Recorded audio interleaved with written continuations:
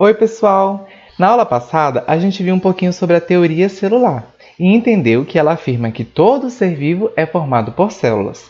E aí surgiu o questionamento: e os vírus? Olha, a gente tem que entender claro na nossa mente que os vírus eles não são formados por células, ou seja, eles são acelulares, né? Geralmente na biologia, quando a gente tem um A na frente, é uma dica para vocês. Esse A significa negação, então não são formados por células. E aí, então isso quer dizer que eles não têm vida? Opa, calma aí, não é bem assim. Isso não tem resposta até hoje. Por quê? Porque muitos cientistas afirmam que os vírus eles possuem vida. Já outros muitos cientistas afirmam que os vírus não possuem vida. Então, o Enem ele não vai querer saber a sua opinião, não vai querer saber se o vírus é vivo ou não para você. Simplesmente ele vai querer saber se você sabe alguns argumentos que afirmam que o vírus tem vida e alguns argumentos que afirmam que o vírus não tem vida. E eles estão aqui, ó. Os cientistas que falam que o vírus não tem vida, eles falam que o vírus é acelular, que ele não obedece à teoria celular, né? Que vocês viram que fala que todo ser vivo é formado por células. Então, se ele é acelular, ele não é, isso é comprovado, que ele não tem célula, ele não é formado por células.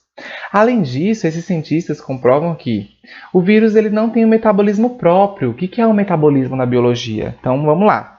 É a quebra e construção de coisas. Então, ele não consegue viver sozinho. Ele é um parasita. Ele precisa de outras células para sobreviver.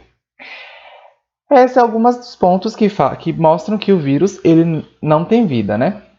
Porém, alguns outros cientistas afirmam que, mesmo assim, não tendo metabolismo próprio, eles conseguem viver através de outras células e, através dessas outras células, eles conseguem se reproduzir. E, além do mais, eles conseguem passar por mutações, ou seja, modificação ao longo do tempo. E aí, isso já traria uma das características da vida, né? Também, que a gente vai entender que a vida ela vai muito além, né? Como eu falei para vocês, não é só ser formado por células. E aí você tem que saber simplesmente esses argumentos, que são a favor do vírus ter vida e que são contra o vírus ter vida. Agora a gente vai começar a observar alguns tipos celulares, os tipos celulares principais. Nós temos aqui uma célula eucarionte. E aí já começo a dar alguns conceitos importantes para vocês, né, de células eucariontes e aqui células procariontes. As células eucariontes, além delas serem mais complexas, eucarionte significa verdadeira carioteca. Isso significa que essas células elas possuem uma membrana que vai envolver o núcleo e todo o material genético. Então, essa membrana é a carioteca, e eucarioteca seria carioteca verdadeira. Enquanto que as células procariontes não têm a carioteca, não tem o material genético protegido por uma membrana, né? Pela carioteca. Essa é a principal diferença. E aqui, quando a gente olha essa célula eucarionte e compara com a procarionte, nós conseguimos perceber que realmente ela é mais complexa, ela tem muito mais coisas. E aqui nós conseguimos ver, né, estruturas como centrosomo, peroxissomo, microvelocidade, mitocôndrias e complexo de Golgi e tantas outras coisas, núcleo, carioteca e... Nossa, são muitas coisas realmente. E quando compara com a procarionte, ó, são pouquinhas coisas. De organelas citoplasmáticas, a gente vai ter sempre na cabeça que os seres procariontes eles só vão possuir os ribossomos.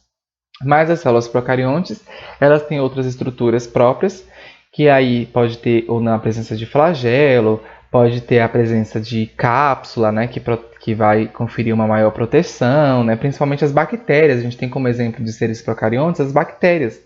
E muitas vezes a gente sabe, né, que as bactérias são muito resistentes por conta, às vezes, dessa cápsula, da parede celular, né, entre outras coisas. E aqui a gente tem uma célula eucarionte, só que é uma célula especial, né, porque é uma célula vegetal. E aí a gente, em comparação à célula eucarionte dos animais, que aqui nós temos o modelo, a gente vai perceber a presença de outras estruturas, como o vacúolo, o cloroplasto, que não tem nas células dos animais, nem o vacúolo, a parede celular, que também não tem nas células dos animais, mas tem nas bactérias. Então, para essa aula, a gente vai aprofundar o que são essas coisas e vocês vão ter que ter na cabeça o que tem em uma coisa e o que tem na outra, o que não tem em uma coisa e o que não tem na outra, ok? Então, para a próxima aula, a gente vai ver isso.